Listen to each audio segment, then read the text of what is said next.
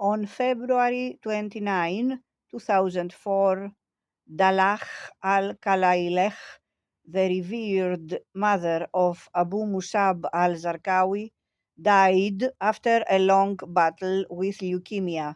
Jordanian agents had been watching the house for weeks as she lay dying and monitored the funeral service to see if the woman's doting son would show up. He did not.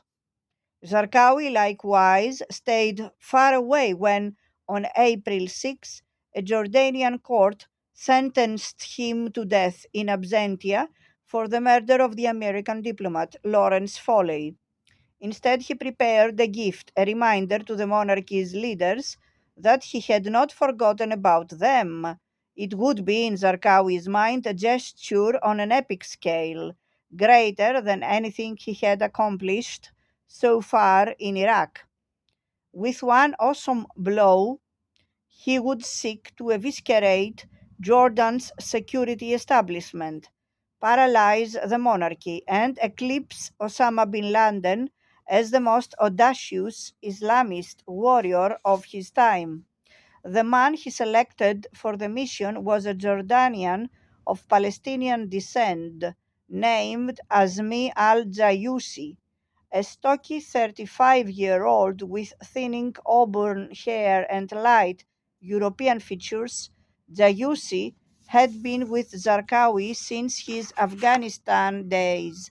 He picked up explosives making skills at the Jordanians' Herat camp in western Afghanistan, at some point losing a finger for his troubles. When Zarqawi moved to the mountains of northern Iraq, Jayusi went to work at Ansar al-Islam's chemical lab, tinkering with combinations of simple toxins and testing the results on dogs. Now Zarqawi sat down with him to sketch out a plan for a device that would draw on all of Jayusi's talents. A massive bomb, powerful enough to level buildings, that would simultaneously release a large cloud of poison gas in the heart of the Jordanian capital.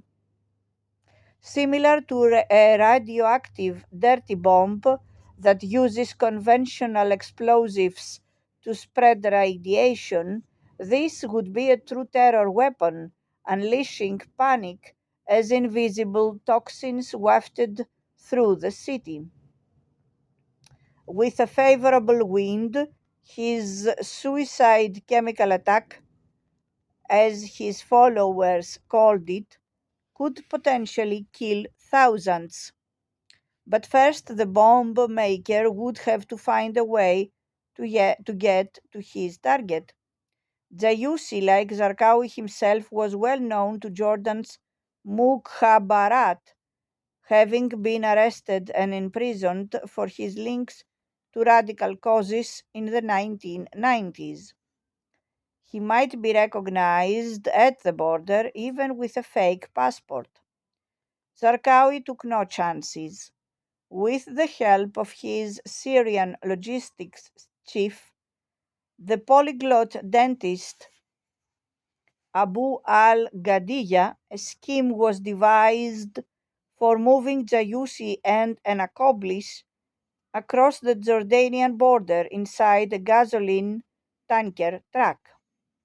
Ghadiya arranged for the terrorists to hide inside the fuel tank itself, in a compartment outfitted with breathing tubes, so the stowaways would not be overwhelmed by fumes during the 2-hour trip through customs and across the Syria-Jordan border.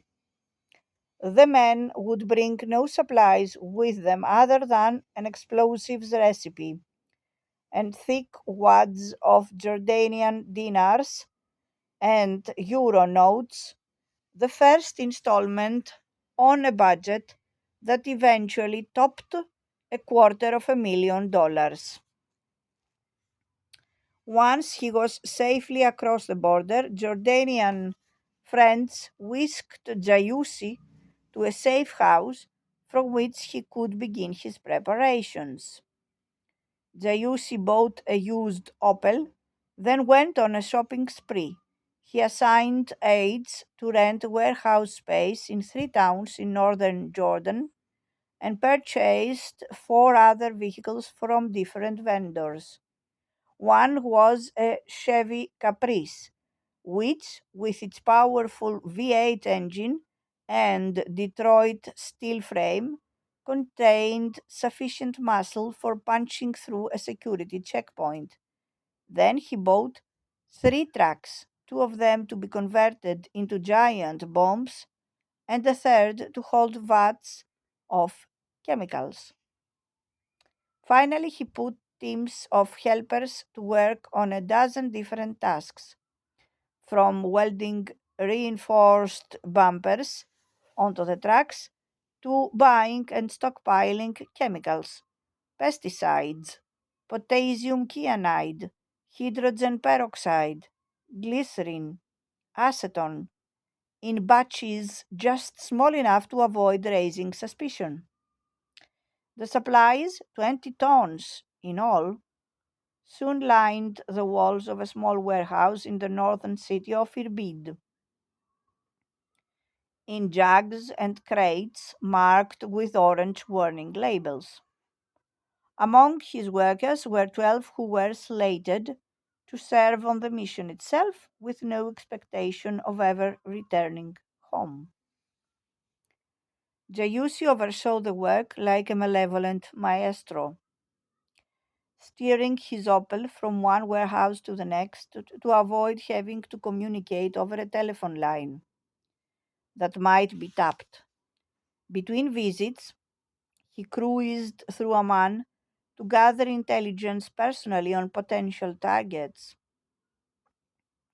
The Mukhabarat headquarters, the monarchy's royal court complex with its palaces, the US Embassy, the New Mecca Mall with its 5 floors of shops and restaurants. Giussi found that he could travel around Jordan without interference, and with weeks to go before his mid-April deadline, he began to relax.